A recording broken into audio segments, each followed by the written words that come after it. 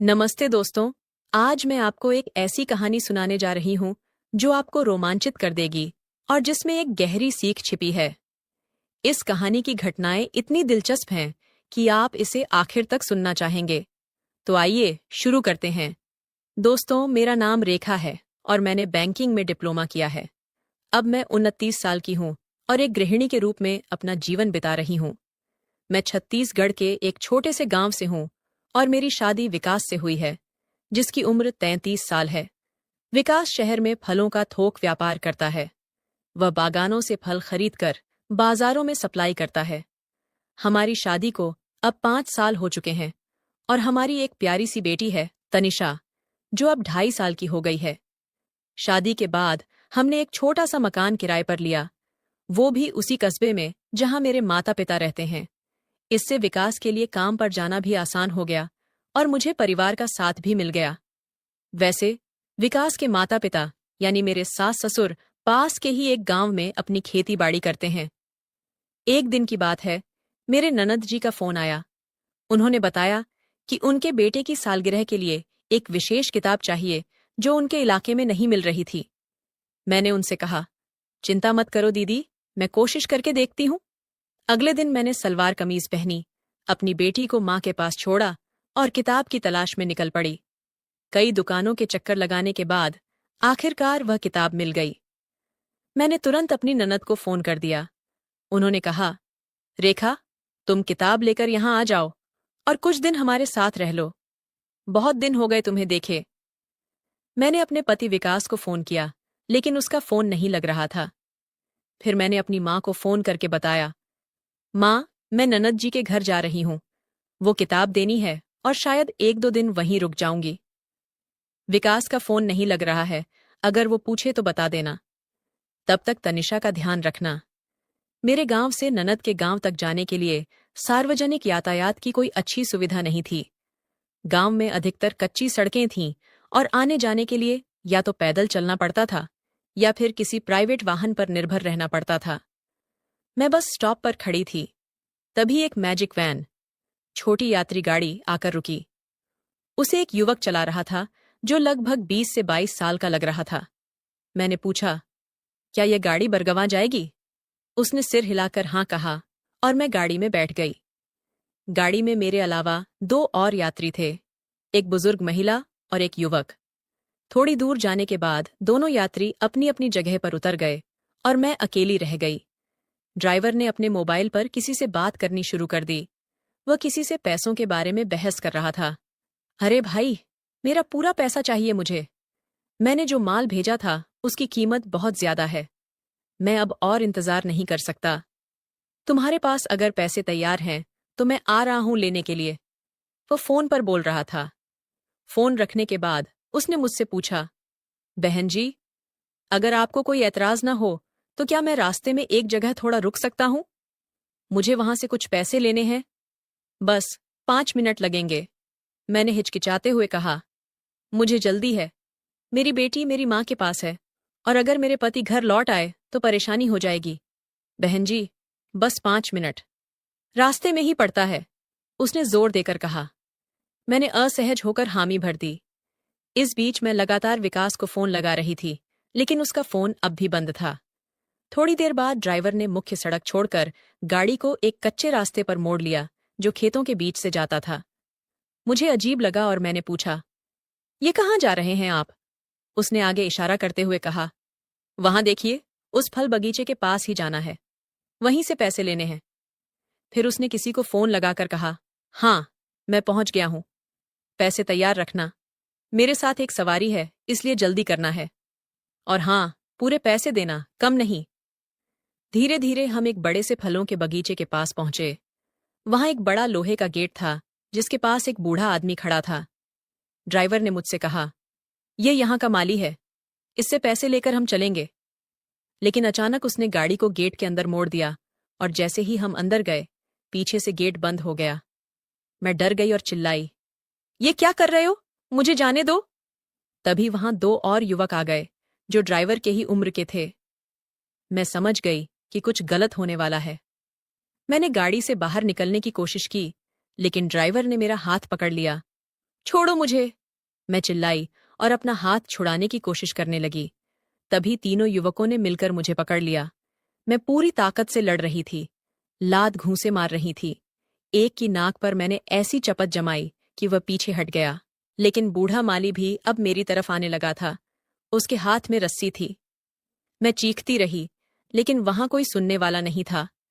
बूढ़े ने जल्दी से मेरे पैरों में रस्सी लपेट दी और खींच दी, जिससे मैं जमीन पर गिर पड़ी।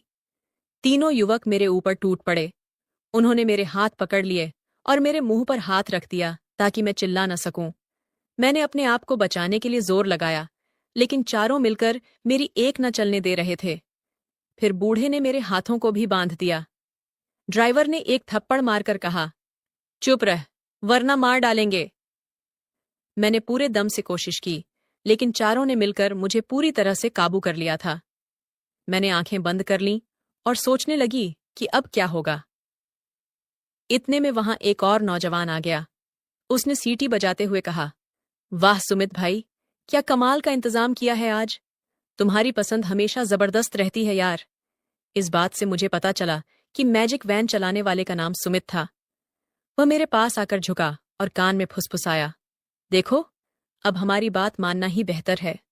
बस कुछ घंटे की बात है, फिर मैं तुम्हें तुम्हारे गांव के रास्ते पर छोड़ दूंगा जहां तुम कहोगी। यहां कोई देखने सुनने वाला नहीं है। ज्यादा हंगामा मत करो, वरना हम और सख्त हो जाएंगे। मेरे विरोध करने के बावजूद उन्होंने मुझे खींचकर एक कमरे में ले गए।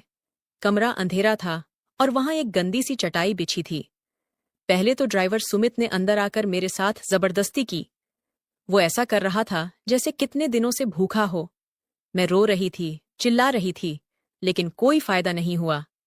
ड्राइवर सुमित ने अपना अत्याचार पूरा करने के बाद पास रखे एक गिलास में कुछ पिया। वह शायद शहद था। फिर वह जंगली जानवर जैसा बर्ताव करने लगा।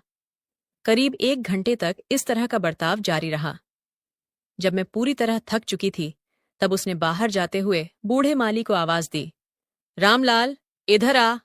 बूढ़ा रामलाल झट से अंदर आ गया। सुमित ने उसे बताया, रामलाल काका, अभी अभी मैंने मालिक को फोन किया है।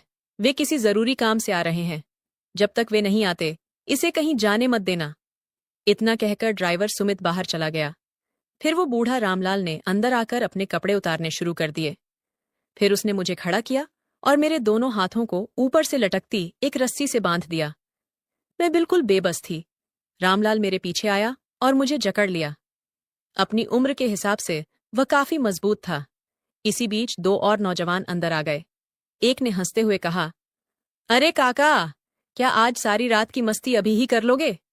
दूसरे ने छेड़ते हुए कहा, काका तो हमेशा से ऐसे ही खड़े खड़े काम करते आए हैं, आदत से मजबूर हैं। तभी मुझे समझ आया कि वे मेरी हालत पर मजाक उड़ा रहे थे।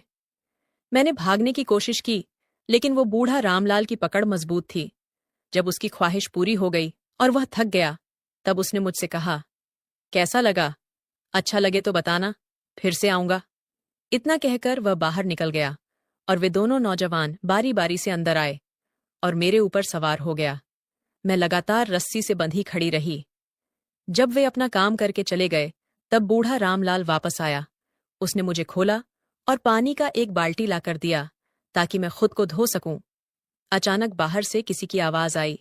रामलाल ने कहा, लगता है मालिक विकास आ गए हैं। ये नाम सुनते ही मेरा दिल जोर से धड़कने लगा। क्या मेरा पति विकास? मेरे कान पर यकीन नहीं हुआ। बाहर से किसी ने पूछा, सामान कहाँ है? और किसी ने जवाब दिया, रामलाल काका के साथ अंदर है। मालिक हंसते हुए बोला, रामलाल तो कुछ भी हाथ से जाने नहीं देता, खुद को भी परेशान करता रहता है। इस पर सभी हंसने लगे। ड्राइवर सुमित ने कहा, लेकिन मालिक, आज जो अंदर है वो आपको बहुत पसंद आएगी, एकदम खास चीज है। मालिक ने जवाब दिया, सुमित, तुम तो इस काम के उस्ताद हो, हमेशा शानदार चुनाव करते हो। सुमित ने फिर कहा, मालिक, ये अब तक की सबसे अच्छी पसंद है, अंदर जाकर खुद देख लीजिए। मैंने जब मालिक की आवाज सुनी तो मेरे पैरों तले जमीन खिसक गई। ये तो वही आवाज थी जिसे मैं रोज सुनती थी, मेरे पति विकास की। वही इन सब का सरदार था। मैंने अपना चेहरा दीवार की तरफ कर लिया था और अपने बालों से ढक रखा था। विकास अंदर आया और बूढ़ा रामलाल को मेरे ऊपर पानी डालते देखा। रामलाल, तेरी यह दयालुता ही एक दिन तेरी जान लेगी, विकास ने हंसते हुए कहा। फिर बोला, जा, बाहर निकल। आज इन्होंने जो लाया है, उसकी कहानी क्या है? जरा मैं भी देखूं। ये सब तब हो रहा था जब उसने अब भी मेरा चेहरा नहीं देखा था। मैंने अपने बालों से चेहरा छिपा रखा था और दीवार की ओर मुंह किए थे। विकास मेरे पीछे आया और मुझे कसकर पकड़ लिया। वाकई इस बार लड़कों ने बेहतरीन चुनाव किया है, उसने मेरे कान में फुसफुसाते हुए कहा। जैसे ही वह आगे बढ़ा, मैंने धीरे से अपना चेहरा उसकी तरफ घुमा दिया। उसकी आंखें अचानक फैल गईं, जैसे किसी ने उसके सीने में छुरा घोंप दिया हो। उसके मुंह से कोई शब्द नहीं निकला। हम दोनों एक दूसरे को बस देखते रहे। समय जैसे थम गया था। फिर विकास ने गुस्से से भरी आवाज में पूछा, तुम यहां कैसे पहुंची? घर से बाहर क्यों निकली थीं? मैंने कड़वाहट से कहा, जैसे तुम्हारा यह चेला सुमित न जाने कितनी औरतों को यहां लाया होगा, वैसे ही मुझे भी लाया। मैं तो तुम्हारी बहन की किताब देने निकली थी। तुम्हें कई बार फोन किया था, लेकिन तुम्हारा फोन बंद था। फिर इस सुमित ने धोखे से मुझे यहां ला दिया। उसका चेहरा पीला पड़ गया। उसने हकलाते हुए पूछा, तनिषा, तनिषा कहाँ है? चिंता मत करो, तुम्हारी बेटी मेरी माँ के पास सुरक्षित है, मैंने ठंडे स्वर में कहा। फिर उसने डरते हुए पूछा, क्या क्या किसी ने तुम्हें छुआ? मैंने उसकी आंखों में सीधे देखते हुए जवाब दिया, हाँ, 4 लोगों ने। पिछले 2 घंटों से वे मुझे एक पल के लिए भी नहीं छोड़ रहे थे। क्या किसी को पता है कि तुम किसकी पत्नी हो? उसने घबराते हुए पूछा। नहीं, मैंने जवाब दिया। वे मुझे धमकी दे रहे थे कि किसी को कुछ मत बताना, वरना बुरा हाल करेंगे। मुझे मारा भी, लेकिन मैंने तुम्हारा नाम नहीं लिया। इस बीच रामलाल अंदर आ गया। मालिक, आप थक गए होंगे, लेकिन मुझे तो अभी और भूख लगी है। मैं इसे कपड़े पहनने में मदद कर देता हूं, उसने मुस्कुराते हुए कहा। विकास कुछ भी कहने की स्थिति में नहीं था। वह बस चुपचाप खड़ा रह गया। बूढ़ा रामलाल ने मेरे पास आकर फिर से छेड़छाड़ शुरू कर दी। इस बार मैंने विरोध नहीं किया। मैंने अपने मन में ठान ली थी कि अब मैं विकास को सबसे बड़ी शर्मिंदगी से रूबरू कराऊंगी। मैंने जानबूझकर जोर-जोर से आवाजें निकालनी शुरू कर दीं। मेरी आवाज सुनकर बाहर खड़े तीनों युवक अंदर आ गए और हंसने लगे। विकास से यह सब देखा नहीं गया और वह बाहर जाकर बैठ गया। मैंने और भी ऊंची आवाज में कहा, आओ, सब लोग आओ, मेरे साथ मजे लो। वे सभी दौड़े दौड़े आए और बारी बारी अंदर आने लगे। विकास बाहर बैठा मेरी आवाजों से पागल हो रहा था। अब रात होने लगी थी और मैंने तय कर लिया कि मैं पूरी रात यहीं रहकर विकास को हर पल अपमानित महसूस कराऊंगी। सुबह हुई तो मैंने अपने कपड़े पहने और बूढ़ा रामलाल से कहा, मैं फिर आऊंगी तुम्हारे पास, इंतजार करना। विकास, जो सबका मालिक था और सिर्फ नाम का मेरा पति, वह चुपचाप मुझे घर छोड़ने के लिए आ गया। शायद वह जानना चाहता था कि मैं किसी को बताऊंगी या नहीं। हम दोनों एक टेम्पो में बैठे और पूरे रास्ते एक शब्द भी नहीं बोले। जब भी मेरी नजर उससे मिलती, वह झट से अपनी आंखें नीची कर लेता। थोड़ी देर के बाद मैंने कहा, तुमने जो किया उसकी सजा मैंने भुगत ली, लेकिन अब हम साथ नहीं रह सकते। घर पहुंचने के बाद मैंने अपनी मां से बेटी को लिया और अगले ही दिन विकास से अलग होने का फैसला कर लिया। मैंने तलाक के कागजात पर हस्ताक्षर करवा लिए और अपनी बेटी तनिषा को अपने साथ रखने का फैसला किया। दोस्तों, जीवन कभी रुकता नहीं है। 1 साल बाद मुझे रमेश से मिलने का मौका मिला। वह एक सम्मानित शिक्षक हैं जो गुजरात में काम करते हैं। उनकी पहली पत्नी का कैंसर से निधन हो चुका था और उन्हें अपने 2 बच्चों की परवरिश के लिए एक साथी की जरूरत थी। हमने एक दूसरे को समझा और फिर शादी कर ली। अब मैं अपनी बेटी तनिषा और रमेश के दोनों बच्चों के साथ गुजरात में रहती हूँ। मेरी जिंदगी में अब प्यार, सम्मान और सुकून है।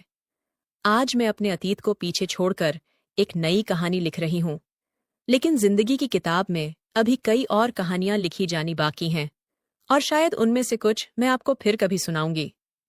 दोस्तों, आपको यह कहानी कैसी लगी?